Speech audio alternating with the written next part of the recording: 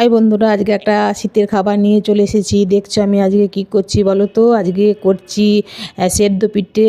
প্রথম চালের গুঁড়িটা মেখে নিয়েছি, তারপরে গোল গোল করে করে নিয়ে মাঝখানে একটু ছোট্ট ছিদ্র করে তার ভেতরে পুর পুরে দিচ্ছি।